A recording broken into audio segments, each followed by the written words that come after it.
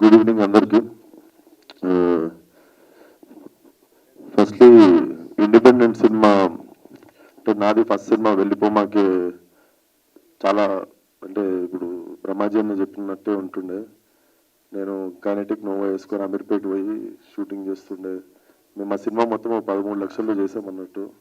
So ఈరోజు ఆ cinema చూసి తరుణ్ ఈ నగరానికి ఏమైందో ఛాన్స్ ఇవ్వడం ఏదన్నా like it was my mile stone. And ఒక ఇండిపెండెంట్ సినిమా గెలవడం ఎంత ఇంపార్టెంటో చాలా మంది ఆస్పైరింగ్ ఫిల్మ్ మేకర్స్కి నాకు తెలుసు.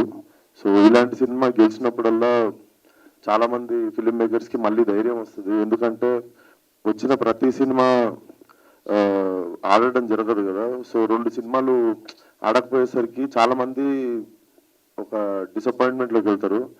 అలాగే మళ్ళీ ఇలాంటి సినిమా ఒకటి ఆడినప్పుడు మళ్ళీ 100 మందికి ధైర్యం వస్తుంది సినిమా చేసేది. And I feel every one చాలా అన్కండిషనల్గా స్టోరీని దయాగారు రాసిన స్టోరీని నమ్మి లవ్ చేసి వచ్చి పనిచేసినట్టున్నారు. సో డెఫినెట్లీ నిజాయితీగా తీసిన సినిమా ఎప్పుడు ఓడిపోదు. And I can sense it cinema నిజంగా చాలా బాగుండబోతుందని. టీజర్ చూడగానే కూడా I was very much thrilled అన్నట్టు. So all the best to the whole team.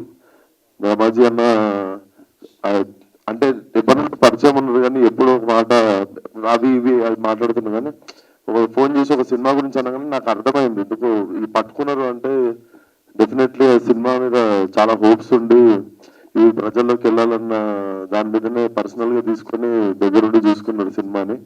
So poster మీద ఉన్న ప్రతి ఒక్కరు టీజర్లో ఆమని గారు సుధాకర్ గారు అందరూ amazing performance. So definitely film should do really well. ఇట్లాంటి సినిమాలు గెలవడం చాలా ఇంపార్టెంట్. ఇట్లాంటి సినిమాకి జనాల సపోర్ట్ కానీ మీడియా సపోర్ట్ కూడా చాలా అవసరం.